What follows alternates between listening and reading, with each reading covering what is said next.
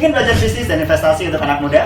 Caranya mudah banget. Subscribe channel ini dan nyalakan lonceng notifikasi untuk mendapatkan video-video terbaru tentang bisnis dan investasi yang dapat diaplikasikan untuk anak muda. Gue Mas Gustiari. Selamat menonton.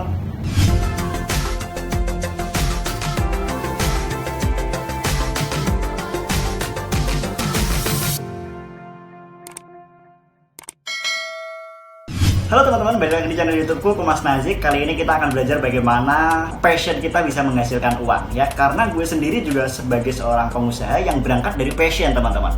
Jadi sebenarnya dalam video-video yang lalu kita sudah bahas bagaimana kita mendapatkan ide bisnis ya kan. Hal yang gue ajarkan waktu itu adalah kita harus menganalisis dua kemungkinan. Yang pertama adalah menganalisis kebutuhan market atau menganalisis potensial market ya kan. Menganalisis kebutuhan market artinya kita menganalisis di sekitaran lingkungan kita yang akan kita buka lapak itu, orang pada butuh apa sih, barang-barang yang sangat dibutuhkan tapi nyarinya susah gitu. Nah itu akan menjadi potensi ide bisnis yang sangat menggiurkan, yang sangat menguntungkan. Atau yang kedua, teman-teman bisa menganalisis potensial market.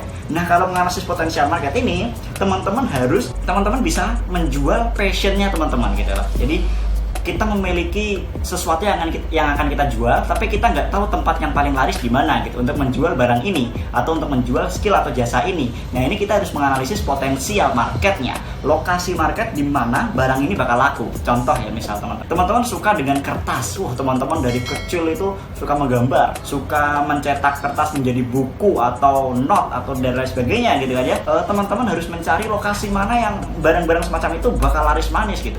Jadi passion teman-teman harus dijual kemana gitu ya. Nah ini menganalisis potensial market. Salah satu tempatnya yaitu tentu saja di sekolahan atau di tempat-tempat yang butuh alat tulis kantor yang banyak, di situ bakal laris sekali. Nah caranya seperti itu. Nah kalau teman-teman menganalisis kebutuhan market, cara yang pertama teman-teman ingin jualan di depan rumah, jualan apa yang laris? Oh ternyata karena di situ banyak komplek UMKM, pekerjaan-pekerjaan rumah gitu kan. Ternyata di situ banyak yang butuh minum dan butuh makan gitu. Teman-teman jual nasi padang di depan rumah, oh ternyata laris gitu kan, karena memang kebutuhan orang-orang di sekitar situ. Bedanya seperti itu teman-teman. Kalau potensial market, teman-teman nggak harus jualan di sebelah rumah atau depan rumah. Nah yang aku temukan adalah, yang aku lakukan waktu aku membangun bisnis adalah menganalisis potensial market karena aku punya passion gitu.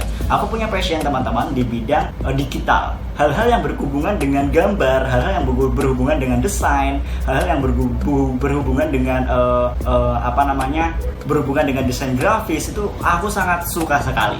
Sehingga apa yang harus aku jual adalah jual desain, atau mungkin yang sedikit berhubungan adalah jual kertas atau digital printing gitu kan. Karena berhubungan dengan digital dan kertas juga dari kecil aku juga suka bermain kertas gitu kan. Sudah waktu SD juga aku menjual buku note yang aku buat sendiri gitu. Jadi passionku memang di digital, di desain, grafis, dan berhubungan juga dengan kertas. Alhasil aku harus menganalisis potensial marketnya di mana. Yang aku bisa menjual kertas, bisa menjual desain, bisa menjual digital printing dengan sangat laris. Ternyata teman-teman yang laris justru di lokasi tempat aku tinggal saat itu. Nah ini yang menjadi sangat menarik. Kita bisa mendapatkan dua keuntungan double atau istilahnya double kill ya. Kita dapat dua-duanya market yang laris. Kita menjalankan bisnis sesuai passion, kita juga dapat market yang sesuai passion. Jadinya enak ya, kita bisa jualan di depan rumah sendiri. Gue pun bikin ruko gue di sebelah rumah sendiri ya kan. Jadinya bisa enak. Itu yang bisa menjadi keuntungan buat kita. Namun kalau teman-teman memang punya passion, sedangkan lokasi rumah teman-teman tidak mendukung penjualan atas passion teman-teman, tidak berpotensi laris untuk menjual passion teman-teman bisa menganalisis lagi potensial market yang bisa cocok. Jadi bisa teman-teman passion sekali bersepeda, teman-teman itu atlet sepeda contohnya, misal teman-teman ingin berbisnis sepeda, jualan sepeda gitu kan ya. Teman-teman kalau ditanya tentang sepeda pasti paham gitu kan. Nah teman-teman cocoknya emang berbisnis sepeda gitu kan. Jadi kalau ditanya customer paham betul, tapi ternyata lokasi rumah teman-teman orang-orang nggak pada butuh sepeda gitu. Yang butuh justru di kecamatan sebelah atau di kota sebelah gitu. Sehingga teman-teman harus berjualannya juga ke sana, membuka toko di sana atau menyewa ruko di sana yang laris. Jadi jangan memaksakan teman-teman. Banyak anak muda yang passion di salah satu bidang atau salah dua bidang, kemudian memaksanya untuk laku di lingkungannya sendiri. di depan, di sekitaran rumahnya gitu kan, nggak orang nggak pada butuh sepeda gitu, tapi kamu paksa untuk berjualan sepeda di situ, ya nggak laku-laku. Nah, keuntungannya di era saat ini adalah sekarang bisa berjualan secara online gitu. Nah, ini yang menjadi keuntungan buat teman-teman, mau passion mau nggak passion, asal jual di internet aja pasti ada orang yang nemu ya kan. Nah, tapi juga tidak semudah itu. Sama, internet itu seperti kehidupan kita di dunia juga teman-teman. Jadi ketika kita menjual barang ke internet, kita juga harus tahu forum-forum atau tempat internet mana yang cocok untuk kita jualkan gitu, sehingga ada fitur dalam internet yang disebut digital marketing ya kan, atau Instagram Ads atau Facebook Ads yang bisa menyaring audiens dari advertising kita, iklan kita, agar cocok dengan barang yang akan kita jual. Contohnya kita harus menjual skincare kemana sih? Ya ke perempuan. Nah, ketika kita pakai fitur Facebook Ads atau Instagram Ads, kita bisa menyasar penonton iklan kita adalah perempuan saja gitu. Nah, jadinya bisa semakin lebih efektif, dan banyak fitur lainnya, mulai dari usia, mulai dari minat dan bakat orang yang akan menonton iklan kita. Kalau kita mau jualan sepeda, kita harus sasar orang-orang yang hobinya kesehatan gitu kan, yang hobinya olahraga gitu. Nah, itu harus kita sasar. Jadi internet sekarang ini menjadi keunggulan buat teman-teman berbisnis. Kalau teman-teman nggak mulai bisnis karena nggak tahu caranya, sebenarnya ya kalau teman-teman nggak mulai bisnis, justru teman-teman akan rugi, karena sekarang ini berbisnis itu sangat mudah sekali lewat internet. Jadi bisnis online itu kita harus tetap harus mencari potensial market, tapi bukan kecamatan ini, kota ini, tapi forum ini atau genre ini atau grup-grup di Facebook yang semacam ini yang harus kita sasar. Kita harus jualan ke sana gitu kan. Itu yang bisa menjadi target market kita gitu. Jadi sama sebenarnya, mau di kehidupan nyata ataupun mau di online, kita juga harus bisa menganalisis potensial market atau kebutuhan market. Seperti itu teman-teman. Contoh untuk mengubah passion kita bisa menjadi duit.